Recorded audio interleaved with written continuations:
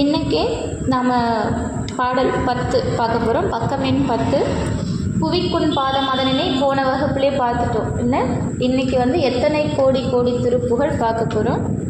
இது வைத்தீஸ்வரன் கோவிலில் பாடிய அற்புதமான பாடல். வைத்தீஸ்வரன் கோவில் அப்படின்னு சொன்னாலே நமக்கு எல்லாம் ஞாபகத்துக்கு வர்றது சுவாமி அங்கே நமக்கு வைத்தியநாத பெருமாள்.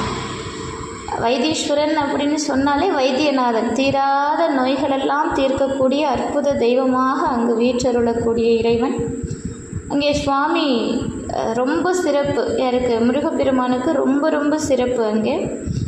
அப்படி ஒரு அற்புதமான திருப்புகழ் இந்த திருப்புகழ். பாடல் எண் 10, பக்கம் எண் 10. பாடலுடைய சந்தம் பார்ப்போமா? முதல்ல சந்தம் படித்து காட்டிடுறேன். இந்த சந்தம் கொஞ்சம் மெதுவாக வரக்கூடிய சந்தம். இப்போ சில பாடல்கள் ரொம்ப வேகமாக வரும், சில பாடல்கள் கொஞ்சம் மெதுவாக தான் வரும். அதில் இந்த சந்தம் கொஞ்சம் மெதுவாக தான் வரும். ஏன் அப்படின்னா, இந்த பாடலே எப்படி இருக்கும் அப்படின்னா, அருணகிரியார் இந்த பிறவியை சலித்து போய் பாடின பாட்டு. இந்த பிறவி என்ன பிறவி இது, எத்தனை கோடி கோடி பிறவி எடுத்துகிட்டு நான் இங்கே பிறந்துகிட்டே இருக்கிறது, என்றைக்கு இந்த பிறவிக்கு விமோச்சனம் கிடைக்கும், இந்த இந்த இந்த இந்த ஜீவாத்மா என்றைக்கு பரமாத்மாவோடு சேரும் அப்படிங்கிறத எண்ணி எண்ணி ஏக்கத்தோடு ரொம்ப சில இடங்களில் இந்த மாயையில் சிக்கிக்கிட்டு இருக்கிற இந்த சூழலை வெறுத்து பாடிய ஒரு பாடல் இந்த பாடல். அதனால் ஒரு அருணகிரியாருடைய தவிப்பு என்ன அப்படிங்கிறது வெளிப்பட்ட பாடல் இந்த வைத்தீஸ்வரன் கோவிலில் பாடின அற்புதமான பாடல். வைத்தீஸ்வரன் அப்படின்னாலே நான் முதல்ல சொன்ன பிணிகளிலெல்லாம் நோய்களையெல்லாம் போக்கக்கூடிய தெய்வம் அங்கே நமக்கு. இப்போ நோய் அப்படிங்கிறது வெறும் உடலுக்கு மட்டும்தானா அப்படின்னா இல்லை, அது நம்முடைய ஆன்மாவுக்கும் உண்டு. இந்த பிறவிக்கும் நோய் அப்படின்னு ஒன்று இருக்குது. அப்போ பிறவி தான் நமக்கு நோயே. அப்போ எத்தனை பிறவி எடுத்துக்கிட்டோ இருக்கிறோமோ அத்தனை பிறவியும் நமக்கு நோய்ங்கிறாங்க அருளாளர்கள். பிறவியே பிணி என்கிறார்கள். அருணகிரி இதை சீச்சி அப்படின்னு உதறாரு. இந்த இந்த இந்த இந்த பிறப்பை உதறி தள்ளுறாரு. எனக்கு இந்த பிறப்பு வேண்டாம், எனக்கு இந்த இந்த இந்த மறுபடியும் இந்த பூமியில் ஜனனிக்கக்கூடிய இந்த அற்பமான வாழ்க்கை வேண்டான்னு அப்படி ஒதுக்கி விட்ட பாடல் இந்த பாடல். இது ஞானி இடத்துல இருந்து புரிஞ்சிக்கக்கூடிய ஒரு பாடல் இது. நேற்றுக்கு கூட பெரிய புராணம் வகுப்பில் ஒரு ஐயா கேட்டார், முக்தினா என்ன அப்படின்னு கேட்டார். அந்த முக்தினா என்ன அப்படிங்கிறதுக்கு இந்த பாடலில் அருணகிரியார் மறைமுகமான செய்திகளை வச்சு பாடியிருக்கிறார். அப்படிப்பட்ட பாடல் இந்த பாடல். இதில் சந்தம் முதல்ல படித்து காட்டுறேன். தத்தன தானதான தத்தன தானதான தத்தன தானதான தனதான, இது சந்தம். பாடல். எத்தனை கோடி கோடி விட்டு உடல் ஓடி ஆடி எத்தனை கோடி போனது அளவேதோ, இப்படி மோகபோகம் இப்படி யாகி இப்படி யாவது ஏது இனிமேலோ, சித்திடில் சீச்சி சீச்சி புத்திர மாயை சிக்கினில் ஆயுமாயும் அடியேனை, சித்தினில் ஆடலோடு முத்தமிழ் வானரோது சித்திர ஞான பாதம் அருள்வாயே, நித்தமும் ஓதுவார்கள் சித்தம வீடதாக நித்தமதாடுமாறு முகவோனே, நிற்கல ரூபர் பாதி பச்சுரு வானமூன் நெட்டிலை சூழபாணி அருள்பாலா, பைத்தலை நீடுமாயிர் அத்தலை மீது பீறு பத்திர பாத நீல மயில் வீரா, பச்சில பூக பாலை செய்கையல் தாவு வேலூர் பற்றிய மூவர் தேவர் பெருமாளே. இதுதான் இந்த பாடலுடைய வரிகள். இப்போ இந்த பாடலில் சந்தத்தோட இசை தாளத்தோட பாடலாம். நான் முன்னமே சொன்ன மாதிரி இந்த பாடல் ரொம்ப ஒரு அமைதியான மிகவும் குறைந்த இதில் தான் வரும். ஸோ மெதுவாக பாடுற மாதிரி இருக்கும். அருணகிரியார் தன்னுடைய தவிப்பை வெளிப்படுத்திய பாடல். சந்தம். தத்தன தானதான தத்தன தானதான தத்தன தானதான தனதான, இதான் சந்தம். இப்போ நான் பாடும்போதே இந்த சந்தத்தை உங்களுக்கு இந்த இசைத்தாளத்தில் கொடுக்கும்போதே தெரிஞ்சிருக்கும். இந்த இசைத்தாளம் ஏன் நான் இந்த இசைத்தாளத்துக்கு நாம் வந்தோம் அப்படின்னா, இந்த பாடல் அவ்வளவு ஏக்கத்தோடு பாடக்கூடிய பாடல். அதனால தான். ஒரு நிமிஷம், ஒரு அம்மாவுக்கு லிங்க் போகலையா, நான் அனுப்பிட்டு வந்துடுறேன்.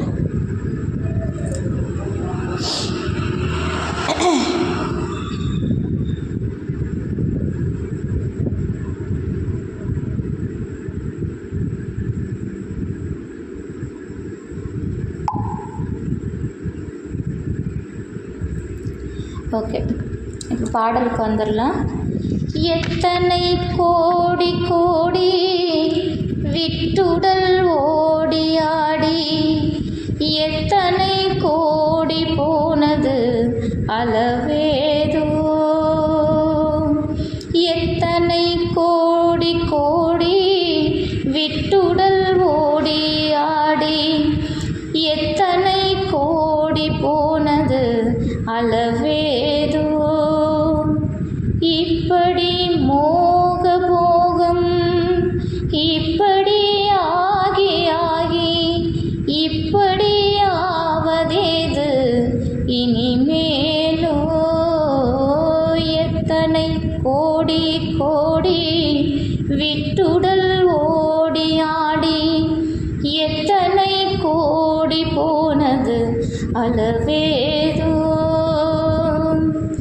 சித்திடில் சீச்சி சீச்சி குத்திர மாய மாயை, சிக்கினில் ஆயும் மாயும் அடியேனை, சித்திடில் சீச்சி சீச்சி குத்திர மாய மாயை, சிக்கினில் ஆயும் மாயும் அடியேனை, சித்தி நல்லாடலோடு முத்தமிழ் வானரோது, சித்திர ஞான பாதம் அருள்வாயே முருகா, சித்தி நல்லாடலோடு முத்தமிழ் வானரோது, சித்திர ஞான பாதம் அருள்வாயே, சித்திர ஞான பாதம் அருள்வாயே. நித்தமும் ஓதுவார்கள் சித்தமே வீடராக, நித்தமும் ஓதுவார்கள் சித்தமே வீடராக, நித்தமதாடும் மாறு முகவோனே, நித்தமும் ஓதுவார்கள் சித்தமே வீடராக, நித்தமதாடுமாறும் முகவோனே, நிற்கல ரூபர் பாதி பச்சுருவான மூணு, நிற்கல ரூபர் பாதி பச்சுருவான மூணு, நெட்டிலை சூலபாணி அருள் பாலா, நிற்கல ரூபர் பாதி பச்சுருவான மூணு, நெட்டிலை சூலபாணி அருள் பாலா, பைத்தலை நீடுமாயே பைத்தலை நீடுமாயே, அத்தனை மீது பீரு,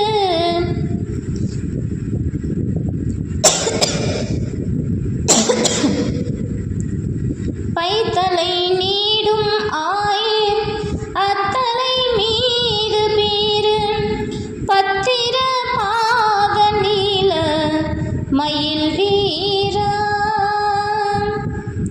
பச்சில பூக பாலை செய்கையில் தாவு வேலூர், பச்சில பூக பாலை செய்கையில் தாவு வேலூர், பற்றிய மூவர் தேவர் பெருமாளே,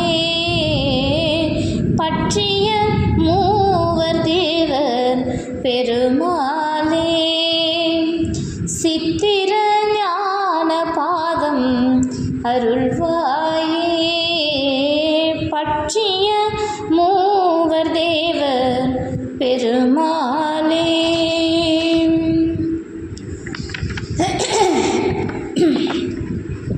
இந்த பாடலுடைய விளக்கம் நம்ம பார்க்கலாம். இந்த பாடல் கொஞ்சம் எமோஷ்னலாக வரும். எப்படின்னா, இந்த பாடல் கொஞ்சம் சலிப்பு வந்தால் எப்படி இருக்கும், இந்த உலக வாழ்க்கை மேலே சலிப்பு வந்தால் எப்படி இருக்குமோ அந்த ஒரு ஃபீலுக்கு இந்த பாட்டு போயிடும். ஏன்னா இவர் வந்து ரொம்ப சலிச்சு பாடின பாட்டு. சீச்சி அப்படின்னு இந்த உலகத்தை வெறுத்து அவரே அந்த வார்த்தையை வைக்கிறாரு. சித்திடில் சீச்சி குத்திர மாயை அப்படின்னு சலிச்சு பாடுறாரு. இது எந்த அளவுக்கு அப்படின்னா, மணிவாசக பெருமான் அளவுக்கு. மணிவாசகருக்கு தான் இந்த ஆன்மா சலிச்சு போச்சு. நமக்கு எது மேலேயோ சலிப்பு வரும். நம்ம வாழ்கிற வாழ்க்கை மேலே, நம்ம பயணிக்கிற பயணம் மேலே, பணம் பொருள் பதவி எல்லாத்து மேலேயும் சலிப்பு வரும். ஆனால் மணிவாசகருக்கு பிறவி மேலே சலிப்பு.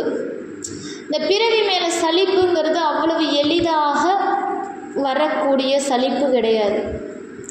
ஏன்னா இந்த பிறவி சலிச்சு போச்சு அப்படின்னா நமக்கு மீண்டும் பிறப்பு இல்லை. நம்ம வாழ்க்கை மேலே சலிப்பு ஏற்பட்டாலோ அல்லது நம்முடைய சூழல், நம்முடைய பணம் பொருளாதாரம் கல்வி எதாக இருந்தாலும் சரி, அது மேலே வர சலிப்பெல்லாம் மீண்டும் மீண்டும் நமக்கு ஆர்வத்தை தூண்டும். எங்கேயாவது ஒரு இடத்துல இப்போ ஒரு நேரம் நமக்கு சில நேரம் என்னடா வாழ்க்கை இதுன்னு தோணும். ஆனால் மறுபடியும் ஒரு கட்டம் நம்முடைய அந்த வாழ்க்கையை கரை தேத்தி விடும். பரவாயில்ல, நம்ம வாழ்க்கை சரியாக இருக்குது அப்படிங்கிறத தேத்தி விடும். ஆனால் இந்த பிறவி மேலே இருக்கிற சலிப்பு ஒரு ஆன்மாவுக்கு வந்துருச்சு அப்படின்னா அதுதான் உண்மையான சலிப்பு. அந்த பிறவியே வந்து அறுபடும். அப்போ பிறந்து பிறந்து பிறந்து இளைத்தேன். அப்போ மணிவாசகருடைய வார்த்தை இழைச்சி போயிட்டாராம். அவர் சலிச்சுக்கிட்டு சொல்கிறாரு. ஆன்மா சலித்தது மணிவாசகருக்கு. புல்லாகி பூடாய் புழுவாய் மரமாகி பல்விருகமாகி பறவையாய் பாம்பாய் கல்லா மனிதராய் தேவராய் செல்லா நின்ற இத்தாவர சங்கமத்துள் எல்லா பிறப்பும் பிறந்து இழைத்தேன் எம்பெருமானே, மெய்யே உன் பொன்னடிகள் கண்டு இன்று வீடுற்றேன். சுவாமிக்கு எத்தனை பிறவியில் நான் பிறந்துக்கிட்டே இருக்கிறேன், இன்னும் என் பிறப்பு முடியலையே. என்ன பிறவி இது, என்ன பிறப்பு இது, நான் எத்தனை மூட்டை தான் நான் வச்சுருக்கேன், நான் எவ்வளோ வினையை தான் நான் வச்சுருக்கிறேன், நான் என்னைக்கு அதெல்லாம் கழிக்கிறது, நான் எத்தனை பிறவி எடுத்து கழிக்கிறது, சலிச்சு போச்சுப்பா எனக்கு. இது மணிவாசகருடைய கூற்று. பட்டினத்து சுவாமிக்கு சலிச்சது. பட்டினத்து சுவாமி அவர் சொல்கிறாரு, மாதா உடல் சலித்தால் வல்வினையேன் கால் சலித்தேன், வேதாவும் கை சலித்து விட்டானே நாதா இருப்பை ஊர்வாழ் சிவனே, இன்னும் ஓர் அன்னை கருப்பையில் வாராமற்கா. அப்போ பட்டினத்து சுவாமிக்கு சலிச்சது எப்படி வெளிப்படுத்துகிறார் அப்படின்னா, மாதா உடல் சலித்தார். எனக்கு இந்த பிறவிகள் தோறும் எத்தனை தாய் தந்தை எத்தனை அம்மா இருக்காங்கன்னு சொல்ல முடியாது. எத்தனை பிறவி எடுத்திருப்பேன், அத்தனை பிறவிலும் எனக்கு தாய் இருக்காங்கல்ல. அத்தனை தாயின் கருவிலே பிறந்து பிறந்து பிறந்து தாய் உடல் சலித்து கொண்டாலாம். வல்வினையேன் கால் சலித்தேன். என்னுடைய இந்த பிறப்புனால நான் பிறந்து பிறந்து பிறந்து இந்த பூமிக்கு வந்து வந்து கால் சலிச்சு போச்சு. அடுத்து சொல்கிறாரு, வேதாவும் கை சலித்து விட்டார். வேதா கை சலிப்பானா? சலிச்சு போச்சான். நமக்கெல்லாம் தலையெழுத்தை எழுதக்கூடிய அந்த பிரம்மதேவனுக்கு கையே சலிச்சு போச்சுங்கிறாரு. தலையெழுத்தை எழுதி எழுதி அத்தனை பிறவி எடுத்து வந்துட்டோமோ நாம். அவ்வளோ நம்ம தலையெழுத்தை எழுதி எழுதி பிரம்மன் கூட அடைச்சா, நீ என்னடா இன்னும் பிறந்துக்கிட்டே இருக்கிற, உன் வினையை தீர்ந்த பாடில் உனக்கு நான் எத்தனை முறை தலையெழுத்தை எழுதுறது அப்படின்னு அந்த வேதான்னா பிரம்மதேவனுக்கு கை சலிச்சு போச்சு. நாதா இருப்பையூர் வாழ் சிவனே, இன்னும் ஒரு அன்னை கருப்பையில் வாராமற்கா. போதும், எனக்கு நான் எல்லாரும் சலிச்சாச்சு, எனக்கு இன்னொரு கருப்பை வேணாம், இன்னொரு பிறவி வேணாம், இன்னொரு கருப்பையில் வந்து நான் உதிக்க வேண்டாம். இது பட்டினத்தாருடைய புலம்பல். அருணகிரியும் சொல்கிறார், எழுகடல் மணலை அள அளவிடு நதிகம் எனது இடர் பிறவி அவதாரம் 7 கடல் மணல் அளவிடட்டெல்லாம் முருகா என்னுடைய பிறவிங்கிற இந்த துன்பத்தை அளவிட முடியலையே, அவ்வளோ வச்சிட்ருக்கேனே நான் அப்படின்னு சலிச்சுக்கிறாங்க. அப்போ ஏன் இதெல்லாம் இவங்க சலிச்சுக்கிறாங்க? என்ன பிறப்பு என்ன அவ்வளோ கஷ்டமானதா? நாம் ஜாலியாக தானே இருக்கோம், பிறக்கிறோம், சாப்பிட்றோம், 3 வேளை சாப்பாடு நல்லா இருக்கும், ஜாலியாக இருக்கும். இன்றைக்கி நிறைய டெக்னாலஜி வந்துருச்சு, 24 மணி நேரமும் ஃபோன் நோண்டுறோம், எவ்வளோ விஷயத்தை பார்க்குறோம், ஜாலியாக இருக்கோமே, இது என்ன அவ்வளோ கஷ்டமா? அப்படின்னா கஷ்டம்தான், ரொம்ப ரொம்ப கஷ்டம். இந்த உலகத்திலேயே பிணி அப்படின்னா அது பிறவின்னாங்க அருளாளர்கள்னா. அப்போது இந்த பிறப்பு எவ்வளோ பெரிய கஷ்டம், எவ்வளோ துன்பத்தை தரக்கூடியது. எனது இடர் பிறவி அவதாரம்னா, இடர்னா துன்பம், இந்த பிறவியவே துன்பம்ங்கிறாரே. துன்பமான பிறவியை ஏன் கொடுக்குறேன்னு முருகனை பார்த்து கேட்குறாரு அருணகிரி. ஏன்னா நாம் இந்த புவிக்கு வரும்போது நம்முடைய வினைகளெல்லாம் தீர்த்து கொள்வதற்காகத்தான் ஜனனம் எடுத்து வருகிறோம். ஆனால் வந்த இடத்துல நம்மை அறியாமல் இந்த மாயைக்குள்ளே சிக்குண்டு பதி பசு பாசம் அப்படிங்கிறது சைவ சித்தாந்தம், சைவம் சொல்லி கொடுக்குற பாடம். இந்த பதியிலிருந்து பதியை மறந்து விட்டு பசு பாசம், பசு அப்படிங்கிறது நமக்கு பதி பசு பாசம் இந்த 3த்துலேயே மொத்தமே அடங்கிடும். அப்போது இங்கே வந்து நாம் இறைவனை மறந்துடுறோம். அவங்ககிட்ட சொல்லிட்டு தான் வரோம், சுவாமி நான் என் வினையெல்லாம் கழிச்சிட்டு மறுபடியும் நான் உங்ககிட்டே வந்துடுறேன், இந்த ஒரு பிறவி மட்டும் போதும், நான் எல்லா வினையும் கழிச்சிடுறேன் பாருன்ட்டு தான் சொல்லிட்டு வரோம். நம்ம என்ன பண்ணுறோம், வந்த இடத்துல இருக்கிற வினையோடு சேர்ந்து கூடுதல் வினையை சுமக்கிறோம். அதனால தான் கடுவெளி சித்தர் பாடினார், நந்தவனத்தில் ஒரு ஆண்டி அவன் 4 மாதமாய் குயவனை வேண்டி கொண்டு வந்தான் ஒரு தோண்டி அமைத்த கூத்தாடி கூத்தாடி போட்டு உடைத்தாண்டி அப்படின்னு கடுவெளி சித்தர் பாடினார். நந்தவனத்தில் ஒரு ஆண்டின்னா, நந்தவனம்ங்கிறது இந்த உலகம், ஆண்டிங்கிறவன் ஆன்மா, நம்ம எடுத்து வர நமக்குள்ளே இருக்கிற ஆன்மா.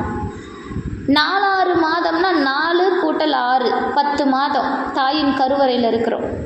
குயவன் தான் இறைவன், குயவன் குறிப்பிடுறது இறைவன். தோண்டின்னா நம்முடைய மனித பிறவி, இந்த உடம்பு. இந்த மனுஷ பையன் என்ன பண்ணுறான், ஆன்மா, இந்த ஆன்மா ஒரு உடலுக்கு ஜனனம் எடுக்கிறதுக்கு முன்னாடி கடவுள்கிட்ட சொல்லுது, ஆன்மா சொல்லுது, அப்படி நம்ம வச்சுக்கலாம்.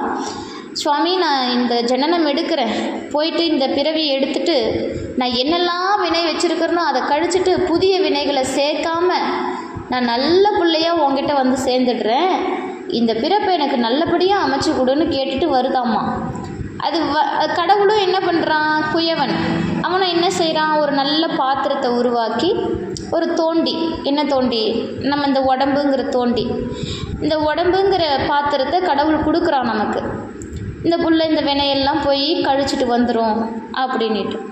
நாம் வந்த இடத்துல என்ன பண்ணுறோம், நம்ம மனம் போன போக்கில் நம்ம மனசுக்குள்ளே இருக்கிற அத்தனை எண்ணங்களுக்கும் இடம் கொடுக்குறோம்.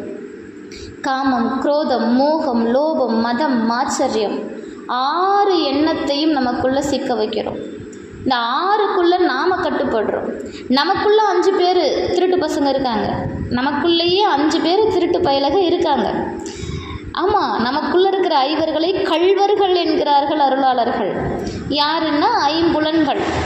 இந்த ஐம்புலன்களும் நமக்குள்ளே இருந்துட்டு நமக்கு எதிராக வேலை செய்யக்கூடிய கள்வர்கள், திருட்டு பயலுக, அப்படி தான் சொல்லணும் அவங்கள. அப்போது அவங்க என்ன பண்ணுறாங்க, நமக்கு எதிராகவே செயல்பட்டுக்கிட்டு இருக்கிறது எப்போவுமே. இந்த உலகத்தில் நம்ம என்னெல்லாம் செய்யணும் என்னெல்லாம் செய்யக்கூடாதுன்னு பட்டியல் போட்டு, நல்லது செஞ்சாலும் அதில் ஒரு எதிர்பார்ப்பு. நான் இன்றைக்கி 10 பேருக்கு சாப்பாடு போட்டேன், அதில் ஒரு பந்தா, அதில் ஒரு பெருமை, அது ஒரு பேர் புகழ், உடனே எடு, ஒரு ஃபோட்டோ எடு, இன்ஸ்டாகிராமில் போடு, நான் இன்றைக்கி ஒருத்தருக்கு சாப்பாடு கொடுத்தேங்கிறது ஒரு பெரிய பிஜிஎம் போட்டு ஒரு சாப்பாடு போட்டு ஒரு சிம்பத்தியாக அழகாக நம்ம ப்ரொஜெக்ட் பண்ணுறோம். அப்போது இந்த இடத்துல தர்மமும் இல்லை, தானமும் இல்லை, நல்ல சிந்தனையும் இல்லை, ஒழுக்கமும் இல்லை. வினையை சுமக்கிறோம், தேவையில்லாத வினையை சுமந்துக்கிட்டு இருக்கிறோம். நீ தர்மம் செய்யணுமா, ஒருத்தருடைய பசி ஆற்றணுமா, உண்மையாகவே இறங்கி செய். அவன் பசியோடு இருக்கான், உங்ககிட்ட என்ன இருக்குது கொடுத்துட்டு வா, அவ்வளவுதான், தர்மம் முடிஞ்சு போச்சு. நீ செய்கிற தர்மம் அந்த இடத்த விட்டு நீ தாண்டின உடனே உனக்கு மறந்துடணும், அதுதான் உண்மையான தர்மம். அப்போ அந்த மாதிரிலாம் செய்யாமல் நாம் பெருமைக்கும் பேருக்கும் புகழுக்கும் வாழ்ந்துக்கிட்டு இருக்கிற இந்த இந்த இந்த இந்த உலக வாழ்க்கை நிலையில்லாதது. எல்லாம் உட்காந்து யோசிச்சா நம்ம இதெல்லாம் எதுக்காக செய்கிறோம், இதனால் என்ன பலன் இருந்துற போது, என்னத்தை நம்ம கொண்டு போயிட போகிறோம், ஒன்றுமே இல்லையே. அப்போ நாம் உண்மைக்கு மட்டும்தான் இங்கே இடம் கொடுக்கணும். ஆனால் நம்ம அப்படி செய்கிறோமானா இல்லை. கடவுள் கொடுத்த இந்த பாத்திரத்தை கூத்தாடி கூத்தாடி போட்டு உடைத்தாண்டின்னு சித்தர் பாடுறார். கூத்தாடி கூத்தாடினா வந்த இடத்துல, இந்த ஆன்மா ஜனனம் எடுத்து வந்த இடத்துல அந்த மனம் போன போக்கில் என்னெல்லாம் செய்யணும்னு தோணுதோ அத்தனையும் செஞ்சு அது தேவையில்லாத விஷயங்கள் எல்லாம் பார்த்து அப்படியே இந்த ஆன்மா இந்த உடம்பை விட்டு பிரியுது. அப்போ பிரியும் போது சும்மா பிரியுதா, இன்னும் அதிகமான வினைகளை சேர்த்துக்கிட்டு இன்னொரு பிறப்புக்கு வித்திட்டுட்டு பிரியுது. இதுதான் பிறப்பினுடைய துன்பம்ங்கிறது. இது எந்த அளவுக்கு குழந்தைங்களுக்கு புரியும்னு எனக்கு தெரியல. ஏன்னா குழந்தைங்க புரிஞ்சுக்கிற வயசும் குழந்தைங்களுக்கு இல்லை. பெரியவங்க நிறைய பேர் இருக்கீங்க, உங்களுக்கு புரியும். ஆனால் பிறவி நான் ரொம்ப எளிமையாக சொல்லிடுறேன் குழந்தைங்களுக்காக. இந்த உலகத்தில் நம்ம பிறந்து வந்துட்டோம்ல, வந்ததுக்கப்புறம் நாம் செய்ய வேண்டிய விஷயம் ஒன்று இருக்குது. என்னென்னா நல்ல விஷயங்களையே நினைக்கிறது, நல்லதையே செய்கிறது, நல்லதை மட்டுமே அடுத்தவங்க கிட்ட சொல்கிறது. எந்த சூழலிலும் பொய்யுக்கு தலை வணங்காமல் இருக்கிறது. இந்த உலகம் அப்படி தானே இருக்குன்னா அந்த உலகம் அப்படி இருந்துட்டு போகட்டுமே, இந்த உலகம் எப்படி வேணால் இருந்துட்டு போகட்டும். ஆனால் நாம் ரத்தினங்களாக தான் இருக்கணுமே தவிர குப்பையோட குப்பையாக சேர்ந்து வாழக்கூடாது. நமக்குன்னு ஒரு கொள்கை இருக்குது, நமக்குன்னு ஒரு தர்மம் இருக்குது, இந்த வாழ்க்கையை ஏன் வாழ்கிறோங்கிற நெறிமுறை இருக்குது, கோட்பாடு இருக்குது. எல்லாத்தையுமே நாம் கட்டுக்கோப்பாக வாழ்ந்துட்டு வரோம் அப்படின்னா எல்லா சூழல்லையுமே நாம் உயர்ந்த இடத்துக்கு போவோம். நிச்சயமாக நடக்கும், உயர்ந்த இடத்துக்கு போவோம். அதை விட்டுட்டு மனம் போன போக்கில் இன்றைக்கி இது பிடிக்குது, நாளைக்கு அது பிடிக்குது, நாளான்னைக்கு இன்னொன்று பிடிக்குது, இது நிரந்தரம் இல்லாத சந்தோஷம். இதனால் யாருக்கும் எந்த பயனும் இல்லை. ஆனால் நாம் ஒரு கட்டுப்பாட்டில் வாழ்ந்து இந்த பிறவியை நல்லபடியாக கடவுள் அமைச்சு கொடுத்துருக்குற மனித பிறவிங்கிறது அவ்வளோ பெரிய விஷயம். அரிது அரிது மானிடராய் பிறத்தல் அரிதுன்னு ஔவை பிராட்டியார் பாடுறார். எண்ணறிய பிறவிதனில் மானிட பிறவிதான் அரிது அரிது கான் அப்படின்னு தாய்மான சுவாமி பாடுறார். அப்படிப்பட்ட இந்த பிறவியை எடுத்தது வெறுமனே வாழ்ந்து செத்து போகிறதுக்கா இல்லை. இந்த பிறவி கடவுள் கொடுத்துட்டான்னா, கடவுள் எனக்கு இந்த உடம்பை கொடுத்துருக்கான்னா நான் என்ன பண்ணணுங்கிறத யோசிக்கணும். என்னால் இறைவன் என்னால் என்ன செய்ய போகிறான், என்னை ஒரு கருவியாக தானே வச்சுருக்கா. ஒரு கடவுள் நமக்கு பிறப்புங்கிறதே ஒரு கருவியாக தானே பயன்படுத்துகிறான் நம்மளை. அப்போ இந்த ஆன்மா இந்த பூமிக்கு ஜனனம் எடுத்து வந்த காரணம் என்னன்னு யோசிக்கணும். நல்லதை செஞ்சோமா, தர்மத்தை செஞ்சோமா, நம்முடைய கொள்கையில் வாழ்ந்தோமா, இறைவன் புகழ பாடினோமா, இறைவன் திருவடியை நினச்சோமா, இதுதான் நமக்கு முக்கியம். இந்த நினைப்பில் நாம் வாழ்ந்தோம் அப்படின்னா நமக்கு என்ன வேணுங்கிறத கடவுள் நமக்கு முன்னாடி செஞ்சுக்கிட்டு போவான். நாம் செய்யணும், நாம் யோசிக்கணும், அதெல்லாம் ஒரு துளியும் தேவையில்லை. நமக்கு என்ன வேணுங்கிறத நமக்கு முன்னாடியே அவன் யோசித்து செஞ்சுட்டு போவான். அப்படி ஒரு ஒழுக்கத்தில் நாம் முதல்ல வாழ கற்றுக்கணும். அப்படி இந்த பாடலில் அருணகிரியார் இவ்வளோ பெரிய விஷயத்த 2 வரியில் பாடுறார். எத்தனை கோடி கோடி விட்டுடல் ஓடி ஆடி எத்தனை கோடி போனது அளவேதோ. நான் எத்தனை கோடி பிறப்பு எடுத்திருக்கிறேன், எத்தனை உடம்பு எடுத்திருக்கிறேன்னு எனக்கு தெரியலையே, எத்தனை உடலை நான் எடுத்திருக்கிறேன் அப்படின்னு எனக்கு தெரியல. அதை அளவிட முடியுமா? எத்தனை கோடி போனது அளவேதோ. இதுக்கு முன்னாடி எத்தனை கோடி உடம்பு எனக்கு எடுத்திருக்கிறேன், எத்தனை கோடி ஜனனம் எடுத்திருக்கிறேன்னு எனக்கு அளவிட்டு சொல்லிட முடியுமா? முடியாது. இப்படி மோக போகம் இப்படி ஆகி ஆகி இப்படி ஆவதேது இனிமேலோ. இப்படி மோக போகம் இப்படி ஆகி ஆகி இப்படி ஆவது ஏது இனிமேலோ. இப்படி தான் வாழ்ந்துக்கிட்டு இருக்கிறேன். இந்த மோகம், லோபம், மதம், மாத்சரியம், இப்படி தான் வாழ்ந்துக்கிட்டு இருக்கிறேன். என்னால் மாற முடியல. இந்த வாழ்க்கை அவ்வளவு கஷ்டமாக இருக்குது, அவ்வளவு கஷ்டமாக இருக்குது இந்த வாழ்க்கை. என்னால் எப்படி இதிலிருந்து வெளியே வர முடியாது இல்லையா? ஆனால் அருணகிரியார் அதை முருகப்பெருமான் கிட்ட விட்டுட்டார். அது ஏன் பிரச்சனை இல்லை, இது ஓம் பிரச்சனை. அதனால் அவர் என்ன சொல்கிறாருன்னா, எத்தனை இப்படி மோக போகம் இப்படி ஆகி ஆகி இப்படி ஆவதேது இனிமேலும். இந்த எண்ணம் எண்ணிலடங்காத பல பிறவிகள் எடுத்த இந்த ஆன்மா கொடிய நரகமான துன்பங்கள் எல்லாம் அனுபவிக்குது. இப்படி அனுபவிச்சும் கூட இந்த ஆன்மா பக்குவப்படலை. இந்த ஆன்மாவை பக்குவப்படுத்துறது இறைவன் திருவருள் தான், இறைவன் கிட்ட தான் இருக்குது. அப்போ அதுக்கு என்னென்ன வழிமுறைகள்? விரதம் இருக்கணுமா, தவம் செய்யணுமா, சரியை கிரியை யோகம் அப்படிங்கிற 3 வயத்துலேயும் நம்ம வழிபாடு செய்யணுமா? நம்மளால் முடியுமா? முதல்ல முடியாதான். ஏன்னா இந்த மனிதனுடைய இயல்பே பார்த்திங்கன்னா, இன்னைக்கு ஒன்று சிந்திப்பான், நாளைக்கு ஒன்று சிந்திப்பான், நாளான்னைக்கு ஒன்று சிந்திச்சிருவான், அது வேறு விஷயம். அதனால் நிரந்தரமான எண்ணம் மனிதனுக்கு கிடையாது. நான் இன்னைக்கு தவத்தோடு அப்படி ரொம்ப ஸ்ட்ரிக்டாக தவத்தோடு நான் தவம் இருந்து நான் இறைவனை அடைஞ்சிருவேன்னு நினைக்கலாம். ஆனால் முடியாமல் போயிடுமா? ஏன்னா ரொம்ப எளிமையாக நம்முடைய மனமானது தடுமாறக்கூடிய காலத்தில் நம்ம வாழ்ந்துக்கிட்டு இருக்கிறோம். அதுக்கு ஒரு வழியும் இருக்குது. என்னன்னா, இறைவன் திருவடி அடையிறது. அதுக்கு தான் அருணகிரி பாடுறார், சித்திடில் சீச்சி சீச்சி குத்திர மாய மாயை சிக்கினில் ஆயும் ஆயும் அடியேனே. இதெல்லாம் ஒரு வாழ்க்கையா? இந்த மாயையில் விழுந்து விழுந்து விழுந்து வாழ்கிறதெல்லாம் ஒரு வாழ்க்கையா? எத்தனை மாயையில் நான் சிக்கிக்கிட்டு இப்படி தவிக்கிறேனே. நானும் ரொம்ப உஷாராக இருக்கிறேன், ஜாக்கிரதையாக இருக்கிறேன். எந்த மாயையிலும் சிக்கக்கூடாதுன்னு ரொம்ப உஷாராக இருந்து பார்க்குறேன். ஆனால் இந்த உலக மாயை என்னை பீடிக்குது. என்னால் அதுக்கிட்டேருந்து தப்பிக்க முடியல.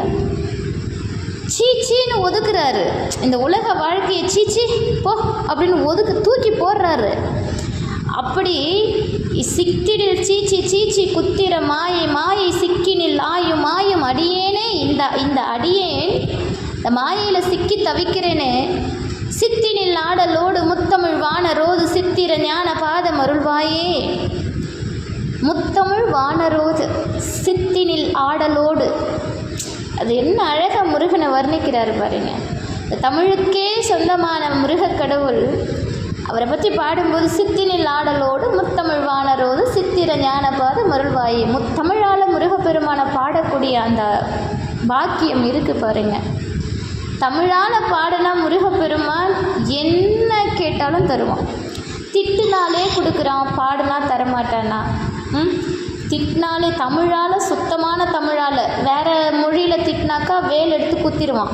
அதனால் சுத்தமான தமிழால் பாடுனா கொடுத்துருவான் அம்மா.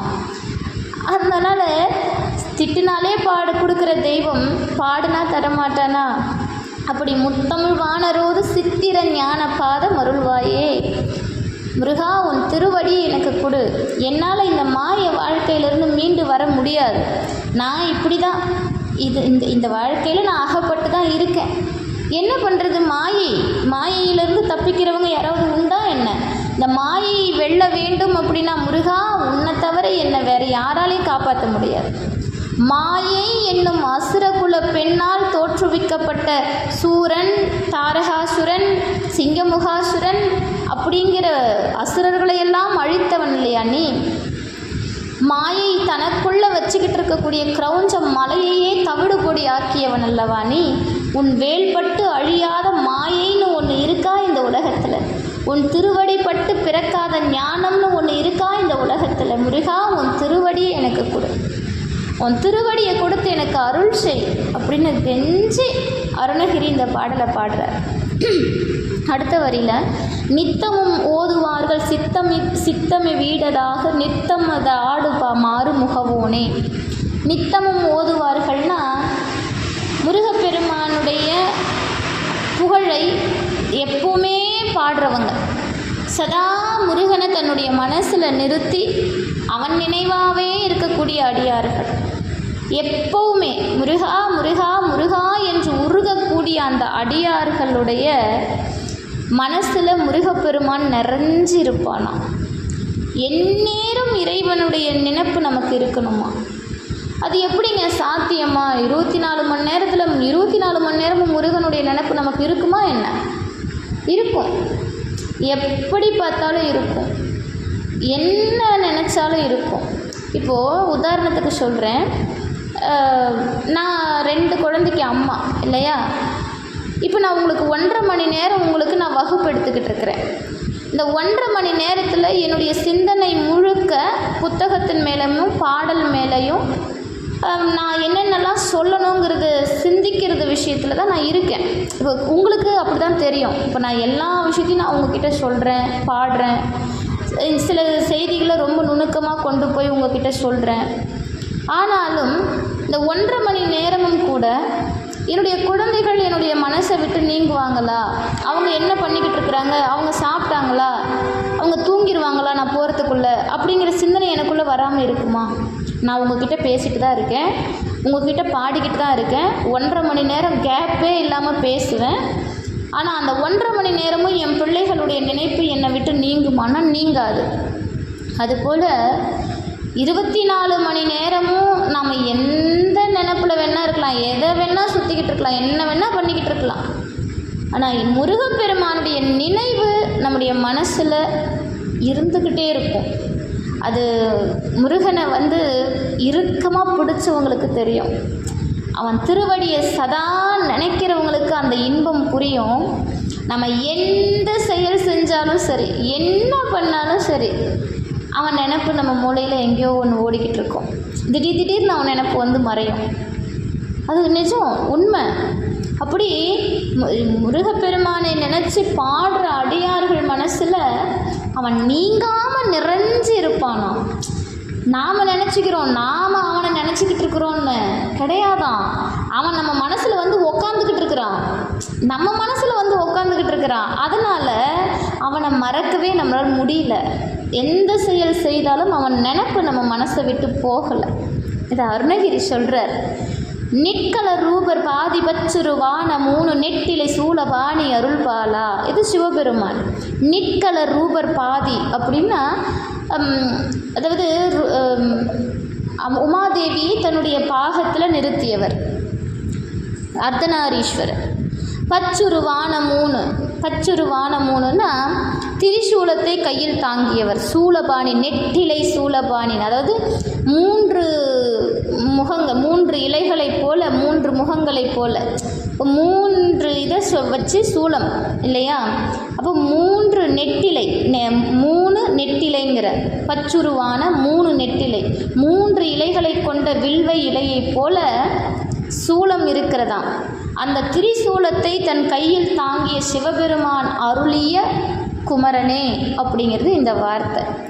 நிற்கல ரூபர் பாதி வச்சுருமா வான 3 நெட்டிலை சூழபாணி அருள்வாளா. ஏன் இந்த இடத்துல அருணகிரி இப்போது சிவபெருமானை சொல்லி சிவபெருமானுடைய பையனே மகனே அப்படின்னு சொல்லலாமே. ஒரு எங்கே எடுத்துகிட்டு போய் வராரு? நிற்கலர் ரூபர் பாதி பச்சுரு வான 3 நெட்டிலை சூழ பாணி அருள்பாலா. இவ்வளோ வரணுமா? அப்போ என்ன சாதாரணமாக சிவபெருமானுடைய பையன்னு நம்மளால் சொல்லிட்டு போயிட முடியுமா? இல்லை. அருணகிரி இதில் சொல்கிறாரு, திரிசூலத்திற்கு ஒப்பானது வில்வம். இந்த வில்வம் திரிசூலத்திற்கு ஒப்பானது. இந்த திரிசூலம் சிவசக்திக்கு ஒப்பானது. நிற்கல ரூபர் பாதி அர்த்தநாரீஸ்வரர் சிவசக்தி அம்சம். இந்த சிவசக்தி அம்சம் பச்சுருவான 3 நெட்டிலை சூழபாணி, அந்த வில்வ இலையை போன்று திரிசூலம். அப்போ வில்வ இலை திரிசூலத்திற்கு சமம், திரிசூலம் சிவசக்திக்கு சமம்.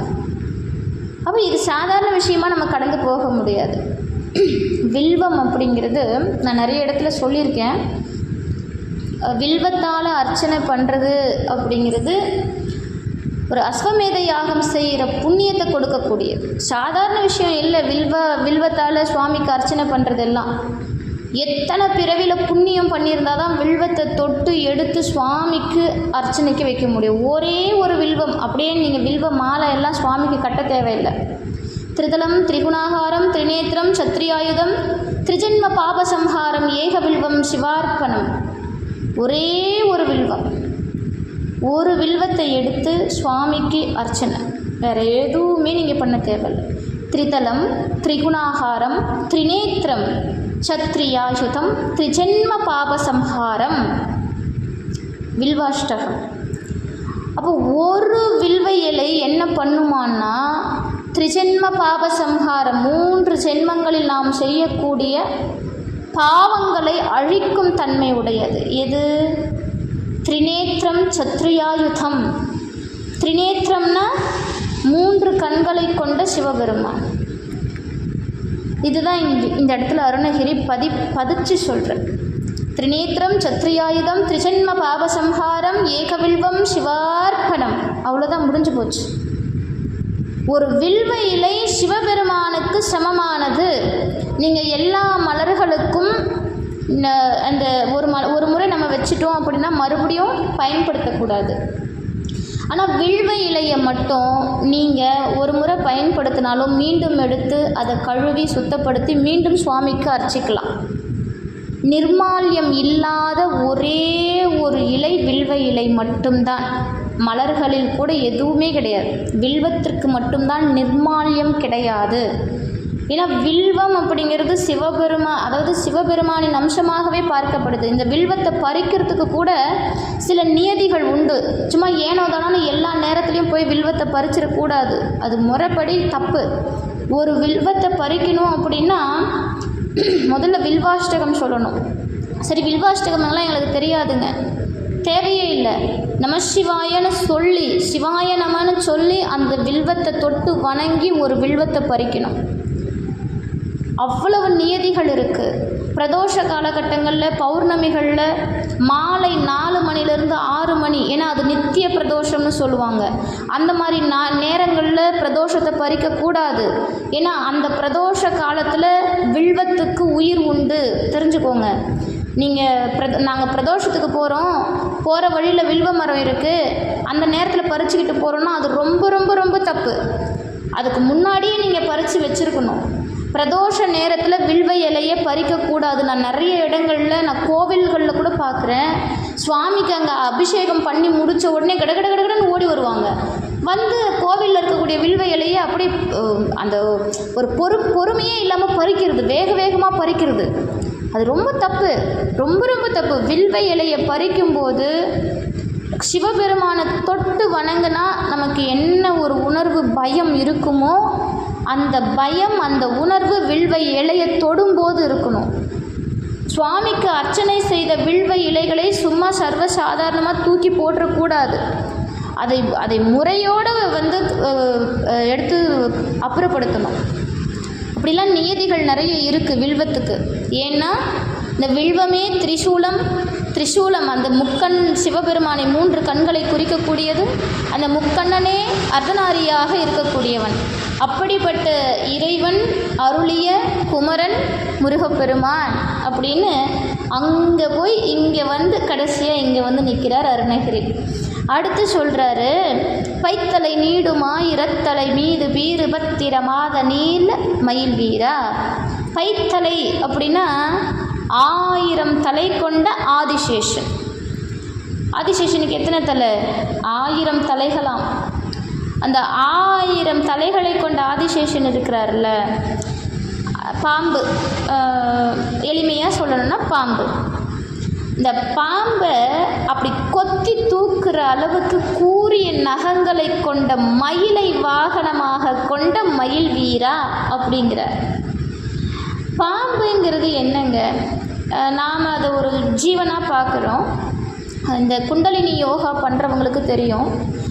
இந்த பாம்பு நமக்குள்ள ஒரு பாம்பு இருக்குது. இந்த பாம்பாட்டி சித்தரை பற்றி நீங்கள் படிச்சிருந்தீங்க அப்படின்னா நமக்குள்ளே இருக்கக்கூடிய பாம்பு என்னங்கிறது பாம்பாட்டி சித்தர் எழுதிய நூல்களில் அவரை பற்றின குறிப்புகளில் நிறைய இருக்குது. அப்போ நமக்குள்ள ஒரு பாம்பு இருக்குது. அந்த பாம்பை மேலெழச் செய்வது தான் யோகத்தின் உன்னதமான தன்மை. அப்போது இந்த விஷயம், இந்த யோகத்தின் அடிப்படையில் பாம்பு இருக்குது. இன்னொன்று, பொதுவாக நம்முடைய சித்தாந்தங்களில் குறிப்பிடுற ஒரு விஷயம், அருளாளர்கள் சொல்கிற ஒரு விஷயம், ஆணவத்தை குறிக்கக்கூடியது இந்த பாம்பு. ஆணவத்தையும் மாயையும் கண்மத்தையும் குறிக்கக்கூடியது இந்த பாம்பு. அதனால தான் இதை வந்து நமக்குள்ளே அடக்கி நமக்கு மேலெழச் செய்யணும்னு யோகம் சொல்லி கொடுக்குது. இந்த பாம்பு ஆணவத்தை குறிக்குது இல்லை, இதை கொத்தி தூக்கிறத வாகனமாக வச்சுருக்கான் முருகன். அப்படின்னா அப்போ முருகப்பெருமான் யார் அப்படின்னா, நம்முடைய 3 மலங்களை கொத்தி தூக்கி இழுத்து அழிக்கக்கூடியவன் முருகப்பெருமான். மும்மலங்களை அழிக்கக்கூடியவன். அதனால தான் முருகப்பெருமானுக்கு ஞான பண்டிதன் அப்படின்னு பேர். ஏன்? 3 மலங்கள் ஒருவனை விட்டு அழிந்தால் மட்டும்தான் அவன் ஞானத்தை பெற முடியும். ஞானத்தை பெற்றால் மட்டும்தான் அவன் சிவலோக பதவியை அடைய முடியும், சிவபெருமானை அடைய முடியும், சிவத்தை நெருங்க முடியும். முருகப்பெருமானுடைய வழிபாட்டில் என்ன விஷயம் இருக்குது அப்படின்னா, முருகன் திருவடியை அடைந்தால் நீங்கள் சிவத்தை அடைந்து விடலாம். இதைத்தான் அருணகிரி சொல்கிறார். அருணகிரியாருடைய பாடல்கள் அனைத்துமே நமக்கு குறிக்கக்கூடியது, முருகன் திருவடி ஒன்றே சிவத்தை அடைவதற்கு மிக மிக மிக எளிமையான வழி. அதை தாண்டி நீங்கள் இங்கே சுற்றிக்கிட்டு அங்கே சுற்றிக்கிட்டு அப்படி என்ன சொல்லுவாங்க, தலையை சுற்றி காதை தோட்டுற மாதிரி மூக்கை தோட்டுற மாதிரி அப்படிலாம் நீ போய்கிட்டு இருக்காத. முருகன் திருவடி எப்படி நீ சிவத்தை அடையலாம். இதுதான் அருணகிரியாருடைய அருள் வாக்கு. அவர் என்ன சொல்கிறார்? பைத்தலை நீடு மாயும் ரத்திலை மீது பீறு பத்திர பாத நீல மயில் வீரா. 1000 தலை கொண்ட ஆதிசேஷனின் 1000 தலைங்களையும் கொத்தி தூக்குற அளவுக்கு கூரிய நகங்களை கொண்ட அந்த கம்பீரமான மயிலை வாகனமாக கொண்ட முருகப்பெருமானே அப்படிங்கிறார். பச்சில பூக பாலை செய்கையில் தாவு வேலூர் பற்றிய மூவர் தேவர் பெருமாளே. புள்ளிருக்கு வேலூர் அப்படிங்கிறது இந்த ஊரோட பேர். புள்ளிருக்கு வேலூர். அந்த புள்ளிருக்கு வேலூரில் இருக்கக்கூடிய பெருமாளே அப்படின்னு இந்த இடத்துல முருகப்பெருமானை பாடி வணங்கி இங்கே பணிகிறார். பச்சில பூகபாலை செய்கையில் தாவு வேலூர் அப்படின்னா அங்கே நிறைய வேளாண் உற்பத்தி, அதாவது விவசாயம் செழிப்பாக இருக்கும், மண் வளம் செழிப்பாக இருக்கும். அங்கே நிறைய வயல் வெளிகள்லாம் பச்சை பசேல்னு அங்கே இருக்கக்கூடிய பயிர்கள் விளைஞ்சிருக்கும். அப்படிப்பட்ட ஒரு வளமான ஊர் இந்த புள்ளிருக்கு வேலூர். அப்படிப்பட்ட தலத்திலே பற்றிய மூவர் தேவர் பெருமாளே. மூவரும் தேவரும் வணங்குகின்ற உயர்ந்த தலைவன் முருகப்பெருமான் அப்படின்னு இந்த பாடலை முடிக்கிறார். ரொம்ப அற்புதமான பாடல். அடுத்த பாடலுக்கு போகலாம். இதை நான் மறுபடியும் பாடி உங்களுக்கு ரெக்கார்டிங்கில் அனுப்பிடுறேன். அடுத்த பாடலுக்கு போகலாம். இந்த பாடல் திருப்பரங்குன்றத்தில் பாடப்பட்ட பாடல், மன்றலம் கொந்துமிசை அப்படிங்கிற திருப்புகழ் பாடல். இந்த பாடலுடைய சந்தம் தான் இப்போ நான் பாடி காமிச்சதை. தந்தனன் தந்ததன தந்தனன் தந்ததன தந்தனன் தந்ததன தனதான. இந்த பாடலை படித்து காட்டிடுறேன். மன்றலம் கொந்துமிசை தெந்தனன் தெந்தனென வண்டினங் கண்டு தொடர் குழல் மாதர் மண்டிடும் தொண்டையமது உண்டு கொண்டன்பு மிக வம்பிடும் கும்பகனதன மார்பில் ஒன்றாம் ஒன்று விழி கன்றாங்கங்க குழைக்கு உந்தி என்கின்றமடு விழுவேனை உன்சிலம் புங்கனக தண்டையும் கிண்கிணியும் ஒன்கடம் பொம்புனையும் அடிசேராய் பன்றியங் கொம்பு கடம்பம் பன்றியும் கொம்பு கமடங் புயங் கஞ்சுரர்கள் பண்டையங் பங்கமணி பவர்சேயே பஞ்சரங் கொஞ்சுகிளி வந்து வந்தைந்துகர பண்டிதன் தம்பி எனும் வயலூரா சென்று முன் குன்றவர்கள் தந்தபெண் கொண்டு வளர் செண்பகம் பைம்பொன் மலர் செரிசோலை திங்களும் செங்கதிரும் மங்குளும் தங்குமுயர் தென்பரம் குன்றிலுரை பெருமாளே அப்படிங்கிற இந்த பாடலுடைய வரிகள். இந்த பாடல் ரொம்ப அழகான சந்தத்தை, இசை தாளத்தை கொண்டது இந்த பாடல். ஒரு நிமிஷம். இது கொஞ்சம் காவடி சிந்து மாதிரி வரும். ரொம்ப எளிமையான இசை தாளம்தான்.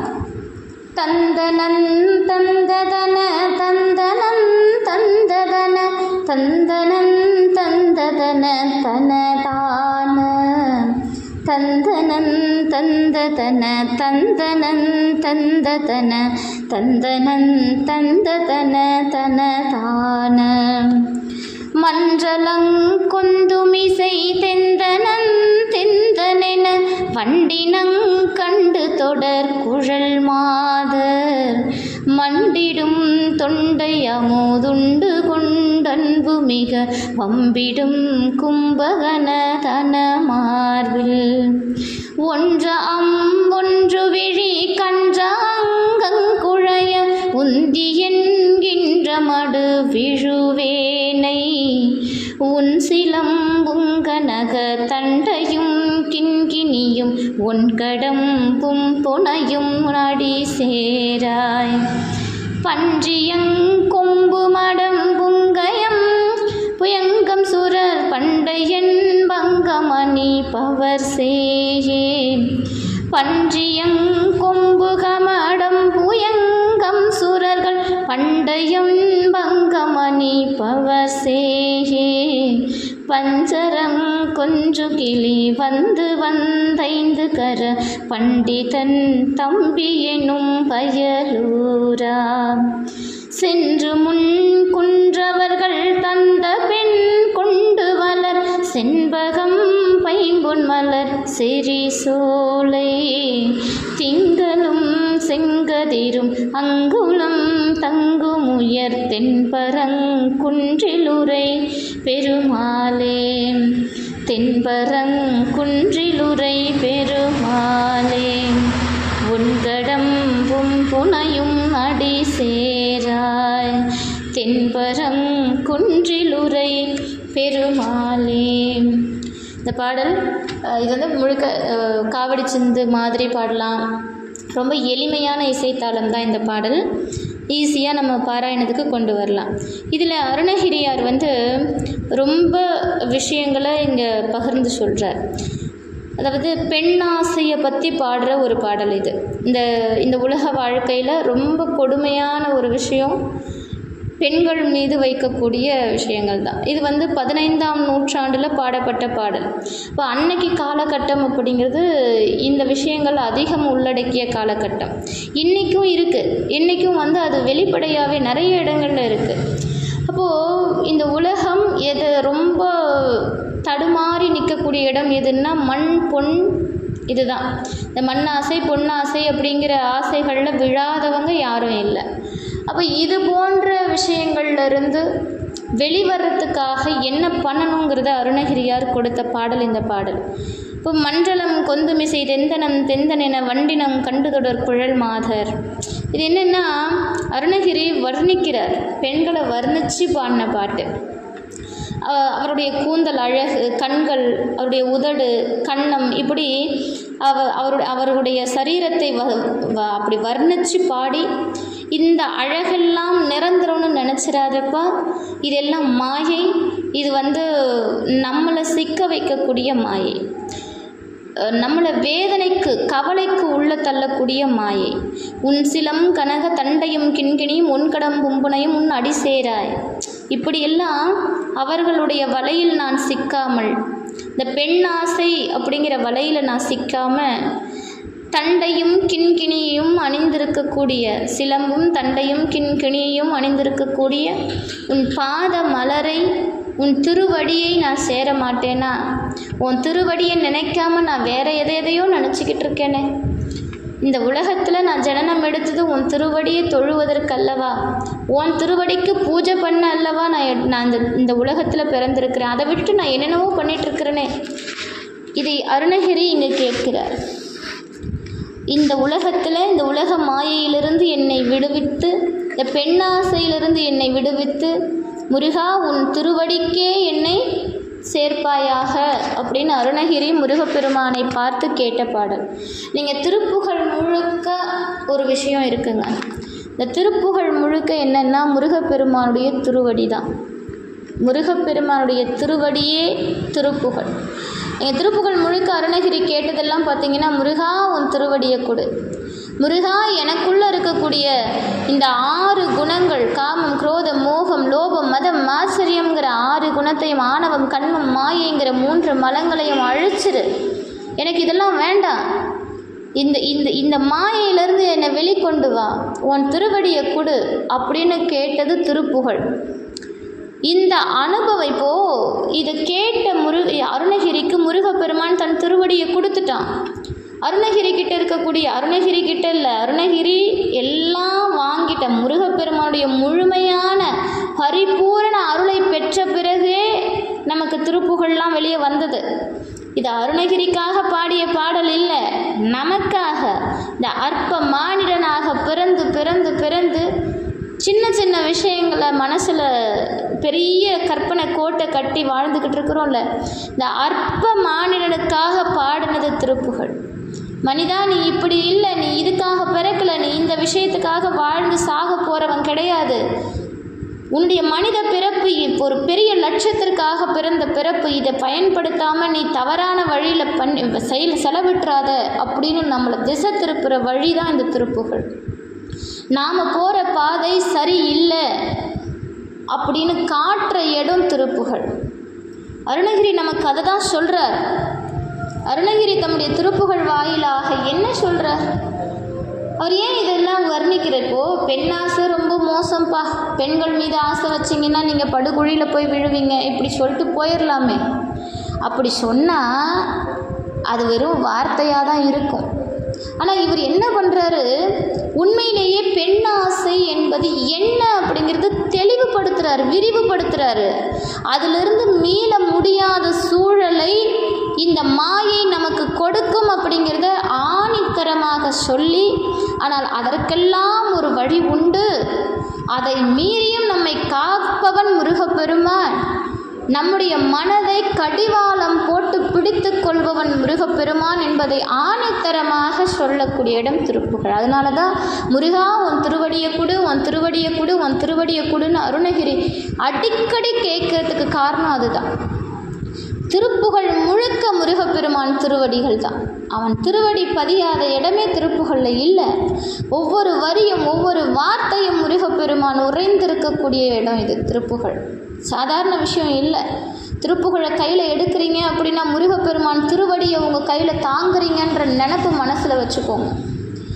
அவன் நம்ம எல்லாம் காக்க வந்த கருணை தெய்வம். நம்ம மனசில் 1008 அழுக்கு இருக்கும், எவ்வளோ குப்பைகளை நம்ம மனசில் போட்டு வச்சுருப்போம்.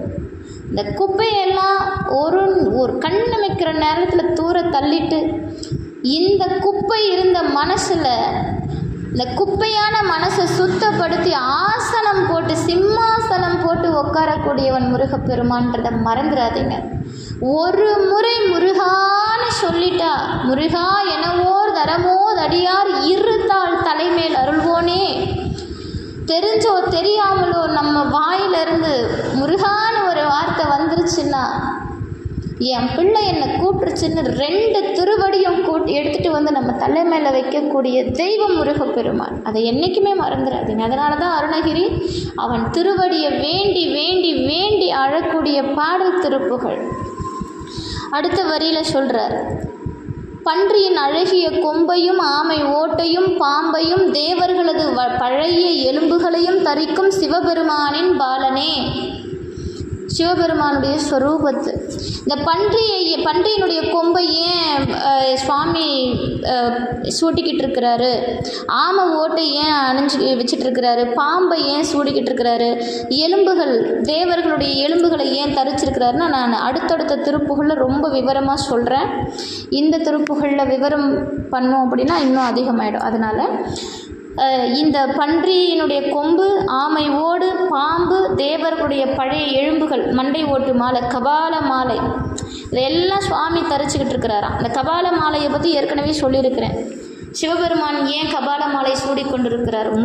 சிவபெருமான் மட்டும்தான் கபால மாலை.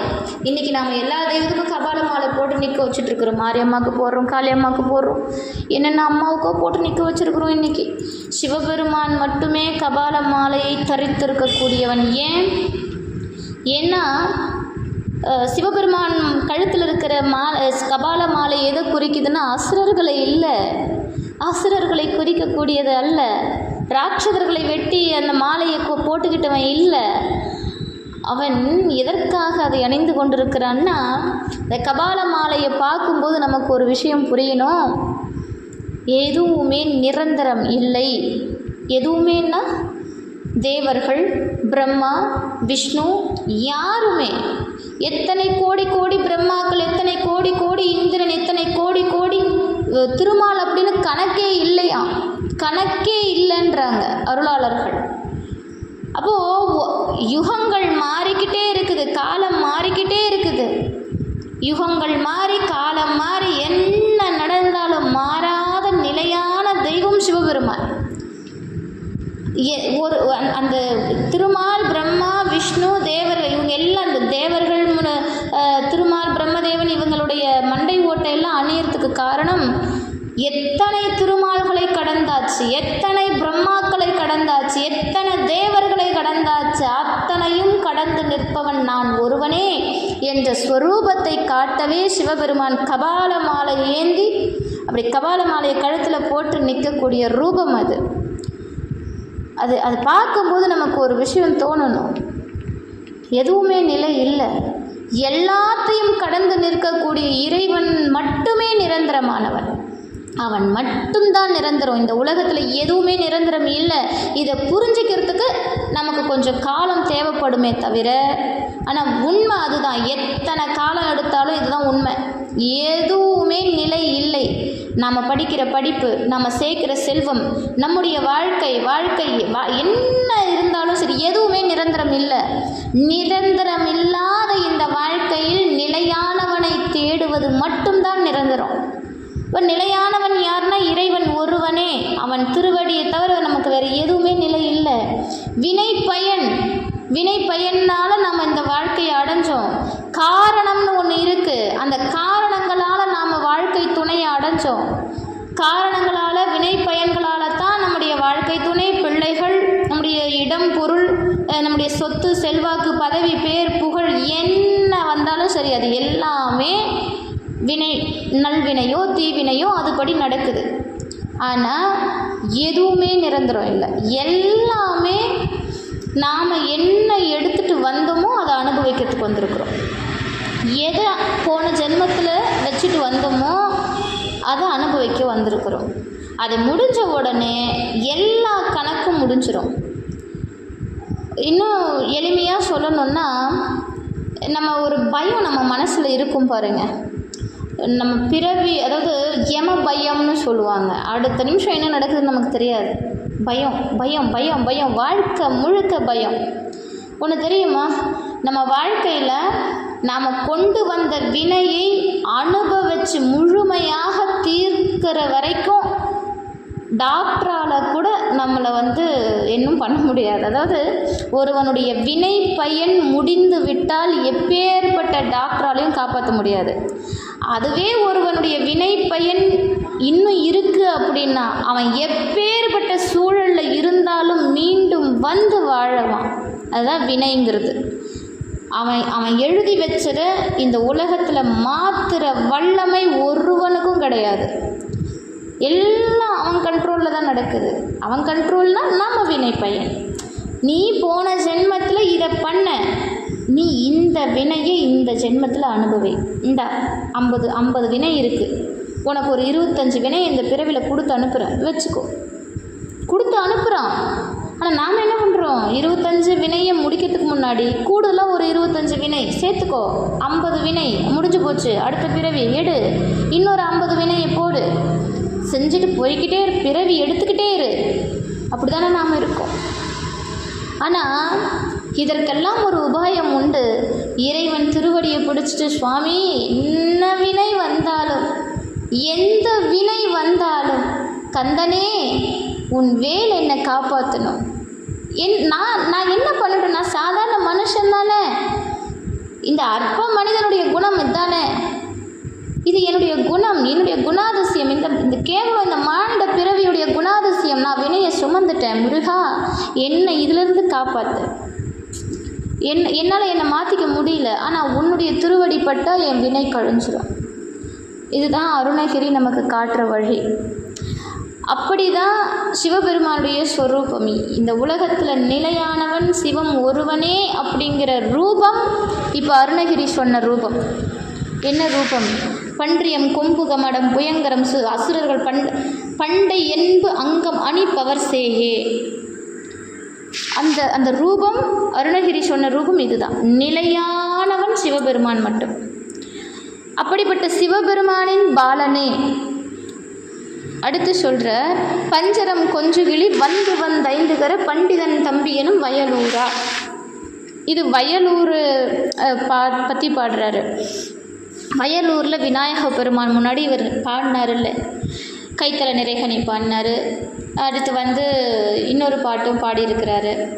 அப்போது வயலூர் விநாயகரை இங்கே ஞாபகப்படுத்துகிறார். ஐங்கரன் விநாயகனாம் ஞான பண்டிதனுடைய தம்பி, வயலூர் தலத்தில் வாசம் செய்யக்கூடிய முருகப்பெருமான். அருணகிரிக்கு எங்கே இருந்தாலும் வயலூர் முருகன் மேலே ஒரு தனிப்பட்ட காதல். நீங்கள் நிறைய பாருங்கள், எங்கேயாவது திருப்பரங்குன்றத்தில் பாடுவார், பழனியில் பாடுவார், திருச்செந்தூரில் பாடுவார். ஆனால் ஒரு கண் அப்படி ஒரு வயலூருக்கு போய் வருவார். ஒரு ஒரு ஒரு நினைவு, அந்த வயலூர் முருகன் மேலே ஒரு காதல், தனிப்பட்ட காதல். அது எதனால்? ஏன்னா வயலூர் முருகப்பெருமான் தான் அருணகிரிக்கு என்னென்ன பாடணும், எப்படி பாடணும்னு கூடவே இருந்து பாடியவர் முருகப்பெருமான் வயலூரில். அதனால் வயலூர்னாலே அருணகிரிக்கு தனி காதல் உண்டு. இந்த பாடல்லையும் அதை வயலூர் முருகனை சிந்தனைக்கு கொண்டு வரார். குன்றுகளில் வசிப்பவர்களாகிய வேடுவர்கள், அதாவது சென்று முன் குன்றவர்கள் தந்த பின் கொண்டு வளர் செண்பகம் பைம்பொன்மலர் செரிசோலை. இந்த வேடுவர்கள்லாம் எங்கே இருப்பாங்க? குன்றுகளில். அங்கே இருக்கக்கூடிய அந்த வேடுவர்களுடைய வம்சத்தில் வளர்ந்த வள்ளி நாயகி. இந்த வள்ளி பெருமாட்டியை மணந்து கொண்டவன் யார்? முருகப்பெருமான். எப்படி மணந்து கொண்டார்? நிறைய வள்ளியை இவர் மனம் செய்த அந்த இடம்லாம் ரொம்ப விஷயம் இருக்குது சொல்கிறதுக்கு. இந்த வள்ளி அப்படிங்கிறவங்க யார், முருகன் அப்படிங்கிறவங்க யார்? இந்த ரெண்டு தத்துவமும் எதை குறிக்குது அப்படின்னா, நான் போன வகுப்புலேயே சொல்லியிருக்கிறேன், வள்ளி யார் அப்படிங்கிறத நான் உங்களுக்கு அடுத்த பாடலில் சொல்கிறேன் அப்படின்னு. இந்த பாதி மதி நதியில் தான் சொல்லணும்னு நினச்சேன், இருந்தாலும் நான் இங்கே சொல்லிடுறேன். இந்த வள்ளி யார் அப்படின்னா ஜீவாத்மா, முருகன் பரமாத்மா. சரி, இன்னும் எளிமையாக சொல்லிடுறேன். வள்ளி யாருன்னா நாம தான் வள்ளி, நாம தான் வள்ளி. கண்ணாடி முன்னாடி போய் நில்லுங்க, உங்கள் முகத்தை பாருங்கள், நீங்கள் தான் வள்ளி. இந்த முருகப்பெருமான் வள்ளியை திருமணம் செய்யறதுக்கு என்னென்ன ரூபம் எடுத்து வந்தார்? இந்த வேலூர் மாவட்டத்தில் இருக்கிறவங்களுக்கு தெரியும், இந்த தொண்டை நாட்டில் இருக்கிறவங்களுக்கு தெரியும். இந்த வள்ளி மலையில் நிறைய சிறப்பு உண்டு. என்ன? வள்ளி பெருமாட்டி நமக்காக இந்த உலகத்தில் அவதாரம் எடுத்து அங்கேயும் இங்கேயும் ஓடி ஓடி அவளுடைய பொற்பாதம் தவழ்ந்த இடம் வள்ளிமலை. நான் இன்றைக்கும் வள்ளிமலை போனேன் அப்படின்னா அந்த இடத்துல எனக்கு ஒரு நெருக்கம் இருக்கும். என்னென்னா, இந்த இடத்துல தானே வள்ளி ஓடி இருப்பா, இந்த இடத்துல தானே வள்ளி ஆலோலம் பாடியிருப்பா, இந்த இடத்துக்கு தானே முருகப்பெருமான் வள்ளியை தேடி தம்முடைய பாதம் நடுக்க அங்கே நடந்து வந்திருப்பார், இந்த இடத்துல தானே முருகப்பெருமான் வேடுவனாக வந்திருப்பான், இந்த இடத்துல தானே முருகப்பெருமான் வேல மரமாக நின்றிருப்பான். அப்படி அந்த வள்ளி மலைக்கே ஒரு தனி சிறப்பு என்னென்னா, வள்ளி மலையே ஆனந்தமாக இருக்கக்கூடிய மலை. முருகனும் வள்ளியும் அங்கே காதலித்து ஒரு ஒரு ஒரு பெரிய விளையாட்டை நடத்திய மலை. அந்த வள்ளி மலையில் என்ன கேட்டாலும் நடக்கும்பாங்க. வள்ளிமலை முருகன் எப்பவுமே நம் மீது காதல் கொண்ட முருகனாகவே காட்சி கொடுப்பான். வள்ளிமலையில் இருக்கிற முருகனை போய் பாருங்கள். அதுக்கு முன்னாடி நம்ம உள்ளே போகும்போதே வள்ளி அம்மை இருப்பாள். அப்படியே அந்த குரத்தி வேடத்தில் அவள் இருக்கிற அழகை பாருங்கள். அவள் நம்மளை பார்க்குற அந்த பார்வை இருக்குது பாருங்கள். கருணை அப்படின்னா வள்ளி அம்மாவோட கண்ணில் பார்க்கலாம் நீங்கள். அவள் நமக்காகவே அவதாரம் எடுத்தது போல் அங்கே வீற்றிருப்பார். வள்ளி நாமதா. முருகப்பெருமான் வள்ளியை திருமணம் செய்யறதுக்காக நேரடியாக வரல. வள்ளி காத்து கிடக்கிறதே முருகனை அடையிறதுக்காகத்தானே. அவள் பிறந்ததுலேருந்து கடைசி வரைக்கும் முருகனுடைய நினைவாகத்தானே இருந்தா. முருகன் தான் அவங்களுக்கு குலதெய்வம். சதா முருகனையே நினச்சிக்கிட்டு, முருகனையே தன்னுடைய கணவனாக நினச்சிக்கிட்டு வாழ்ந்தவ வள்ளி. ஆனால் அவளை முருகன் நெருங்க வரும்போது முருகன் வந்த ரூபத்தை வள்ளியால் அறிய முடியல. அதுதான் மாயை. நாம் யாருக்காக காத்து கிடக்கிறோம்? நாமளும் முருகனுக்காக தான் காத்து கிடக்கிறோம். ஆனால் முருகன் வருவதை நம்மளால் உணர முடியும். முடியுதா? முடியலையே. ஏன்? மாயை தடுக்குது. வள்ளிக்கு இந்த உலக மாயை தடுத்து நிறுத்தியது. அவன் வேடனாக வந்தான், விரட்டுனா. வித்தகனாக வந்தான், விரட்டுனா. கிழவனாக வந்தான், விரட்டுனா. வேழ மரமாகவும் நின்றான். அப்பையும் அவன் மனசு கொஞ்சமும் இலகலை. கடைசியாக கிழவனாக வரும்போது இதுக்கு மேலே சோதிக்க முடியல. முருகப்பெருமான் விநாயகரை அழைக்கிறாரு. விநாயக பெருமான் யானை உருவம் கொண்டு வள்ளியை துரத்துறாரு. அப்படி வள்ளி ஓடி வந்து அந்த கிழவனை கட்டி அணைக்கிறார். அப்போதுதான் அந்த முருகப்பெருமான் வள்ளிக்கு காட்சி கொடுக்கிறார். நமக்கும் இது நடக்கும். முருகப்பெருமான் நமக்கு முன்னாடி நம்ம கூடவே இருக்கான். நம்மளால் உணர முடியல. துன்பம் வரும், கஷ்டம் வரும். இந்த கஷ்டம் வரும்போது முருகா அப்படின்னு போய் அவன் திருவடியில் விழுந்துருவோம். எதுக்கு மேலே என்னை காப்பாற்ற உன்னை தவிர வேறு யாரும் இல்லை, முடியல அப்படின்னு அவன் திருவடியில் போய் விழுவோம். அப்போ அவன் யார் என்பதை நமக்கு காட்டுவான். அது வரைக்கும் அவன் நம்ம கூட தான் இருக்கான். நமக்கு துன்பம் வருது, நமக்கு இன்பம் வருது, கூட தான் இருக்கான். நம்மளால் பார்க்கவே முடியல. முருகான்னு சொல்லி அவன் திருவடியை என்னைக்கு போய் உருக கட்டி அணைக்கிறோமோ, உரிமையோடு கட்டி அணைக்கிறோமோ, எல்லாத்தையும் தூக்கி எரிஞ்சிட்டு அணையிறோமோ, அந்த இடத்துல வள்ளியை பற்றி யோசிங்க. கிழவன் வயசான கிழவன் ரூபத்தில் வந்து என்னை கல்யாணம் பண்ணிக்கோன்னு வள்ளிக்கிட்ட கேட்கும்போது வள்ளிக்கு எப்படி இருந்திருக்கும்? இந்த கிழவனுக்கு என்ன கொழுப்பு, என்னை கல்யாணம் பண்ணிக்கோன்னு கேட்குறானேன்னு ஒரு அருவருப்போடு தானே பார்த்துட்டு வந்திருப்பா. அப்படி ஒதுக்கிட்டு வந்திருப்பாள்ல. வந்தவ யானை துரத்துது. அவ தன்னை காப்பாற்றிக்கிறதுக்காக போய் கிழவனை கட்டி அணைக்கிறா. அந்த இடத்துல அவள் மனசில் வெறுப்போ காதலோ எதுவுமே கிடையாது.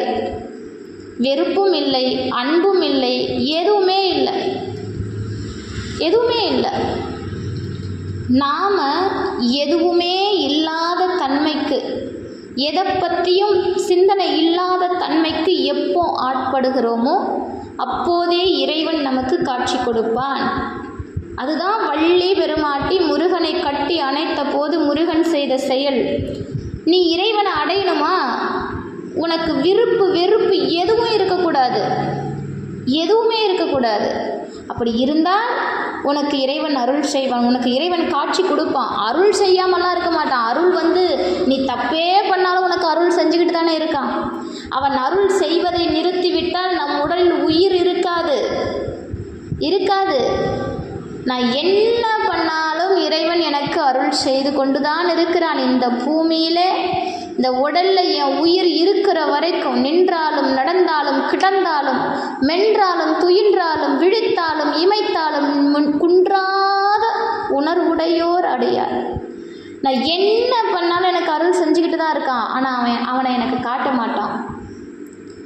எப்போ காட்டுவான்? விருப்பும் வெறுப்பும் இல்லாத நிலையில் நீ இறைவன் முன்பு நின்றால் நிச்சயமாக அவன் யாருங்கிறது உனக்கு புரியும். இந்த தத்துவம் தான் வள்ளி திருமணம்.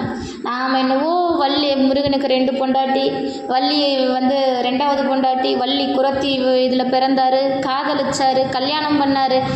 இதெல்லாம் கடவுள் விஷயத்தில் வந்து நம்மளால் வந்து யோசிக்க முடியுதா? கடவுள்னு இறைவன் யார்?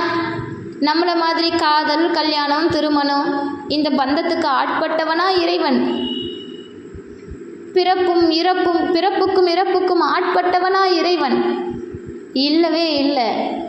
இது தத்துவம் நமக்கு புரிய வைக்கிறதுக்காக அவன் செய்கிற விளையாட்டு. அவன் இன்னும் எவ்வளவு இறங்கி வந்தால் நம்மளால் புரிஞ்சுக்க முடியும். அதனால் வள்ளியினுடைய தத்துவம் அப்படிங்கிறது ரொம்ப ரொம்ப நமக்கு நெருக்கமான தத்துவம். தெய்வானை வந்து உயர்ந்த இடம். தெய்வானை யார் அப்படின்னா கிரியை. நம்மளால் கிரியை மூலமாலாம் இறைவனை அடைய முடியாது. வேதங்கள் படிக்க முடியாது, யாகங்கள் வளர்க்க முடியாது. அதெல்லாம் நமக்கு ரொம்ப கஷ்டம். ஆனால் இச்சை மூலமாக, விருப்பம் மூலமாக, முருகா அப்படிங்கிற ஆசை மூலமாக இறைவனை அடையிறதுக்கு ஒரே வழி வள்ளி.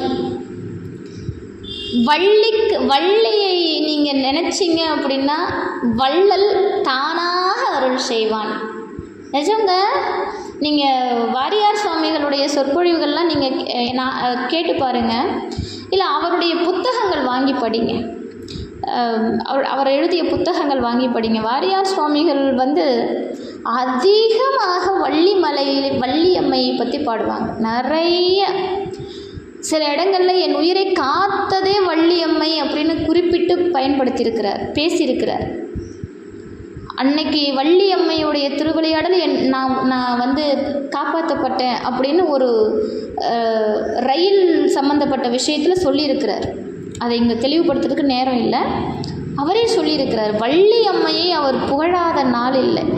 சதா வள்ளியை பற்றி பேசுவார். நமது அருணகிரியும் அப்படியே. நம்முடைய அருணகிரி வள்ளி பெருமாட்டியை பாடாமல் இருந்ததே இல்லை.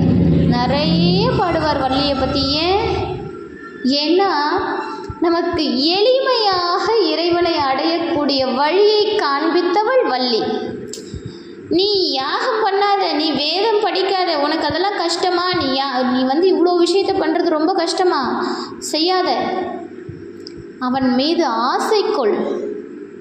இறைவனுடைய நினைப்பை மனசில் சுமந்துக்கோ, இறைவனை மனசில் வச்சுக்கோ, அவனை அடைஞ்சிடலாம் அப்படிங்கிற ஒரு பெரிய விஷயத்தை நமக்கு எளிமையாக காட்டியவள் வள்ளி. அதனால் வள்ளி பெருமாட்டி ரொம்ப நெருக்கமானவள் முருகப்பெருமானுக்கு. இன்னொரு விஷயம், வள்ளி தான் ஜீவாத்மா, வள்ளி தான் நாம. எப்போவுமே முருகனுக்கு நம்ம மேலே ஆசை அதிகம், பிரியம் அதிகம். நம்மை நெருங்கி கொண்டே இருக்கிறான். நாம் என்ன பண்ணுறோம்? ஏடா மூடா வேடா போடான்னு அவனை துரத்துக்கிட்டே இருக்கிறோம். முருகன் எத்தனையோ வழிகளில் நம்மை நெருங்குவதற்காக அவன் முயற்சிக்கிறான். நாம் செய்கிற தவறுகளை சுட்டி காட்டி, இது உலக மாயையில் நீ சிக்கி இருக்கிற, இதிலிருந்து வெளியில் வா, இது இல்லை வாழ்க்கை, இது இல்லை உலகம், நீ பிறந்தது இதுக்கு இல்லை அப்படின்னு நமக்கு சுட்டி காட்டுறான். ஆனால் நாம் என்ன பண்ணுறோம்? அதெல்லாம் தூக்கி அந்நேரத்துக்கு புரியுது. இப்போ கூட 1.5 மணி நேரம் நான் கிளாஸ் எடுக்கிறேன், இந்த டைமுக்கு எனக்கு புரியுது. கிளாஸ் முடிஞ்ச உடனே புரியல, மாயை, தவிக்கிறோம், முடியல. ஆனால் முருகன் அதுக்காகலாம் நம்மளை விட்டுட்டு போகிற தெய்வம் இல்லை. நாம் எவ்வளவு அறியாமையில் இருந்தாலும், என்ன அவன் நமக்கு எவ்வளோ சொல்லி நம்மளுக்கு என்னதான் புரியலைன்னாலும், அவன் நமக்காகவே நம்ம கூடவே, இது மக்கு பொண்ணாக இருந்தால் கூட அப்படி சேர்த்து அணைச்சிக்கிற தெய்வம் முருகப்பெருமான். என்ன பண்ணுறது? என் பொண்ணு அவள் மக்கு தான், அவளுக்கு ஒன்றும் தெரியாது, ஆனால் அவள் என் பொண்ணு அப்படின்னு அணைச்சிக்கிற தெய்வம் முருகப்பெருமான். அதை என்றைக்குமே மறந்துடாதீங்க. நம்ம எந்த இடத்துல இருந்தாலும், வாழ்க்கையில் எந்த உயரத்துக்கு போனாலும், முருகன் திருவடியை மறக்காமல் இருந்து பாருங்கள். அவன் நமக்கு கொட்டி கொடுக்கிற தெய்வம் முருகப்பெருமான். அவ்வளவு சிறப்பு வள்ளி பெருமாட்டிக்கு உண்டு. அதனால தான் அருணகிரி வள்ளி வள்ளி வள்ளின்னு உருக காரணம் அதுதான். அப்படி இங்கே வள்ளி நாயகியை பற்றி பாடுறார். அடுத்து கடைசி வரி, திங்களும் செங்கதிரும் அங்குளும் தங்குமுய தென்பரம் குன்றிலுரை பெருமாளே அப்படின்னு திருப்பரம் குன்றத்தை பற்றி பாடி முடிக்கிறார். அதாவது மலர்கள் மிகுந்த சோலைகள், சந்திரனும் சூரியனும் மேகமும் தங்கும்படி. இந்த சந்திரன் சூரியன் இந்த மேகமெல்லாம் இந்த திருப்பரம் குன்றம் மலையில் தங்குதான். அவ்வளோ ஆசை இருக்குது அவங்களுக்கு அந்த திருப்பரம் குன்றத்தில் தங்கிறதுக்கு. அப்படி ஒரு உயர்ந்த மலை திருப்பரம் குன்ற மலை. அந்த திருப்பரம் குன்றத்தில் எழுந்தருளி இருக்கக்கூடிய பெருமாளே அப்படின்னு அருணகிரி முருகப்பெருமானை பாடி இந்த பாடலை முடிக்கிறார். ரொம்ப அற்புதமான பாடல்.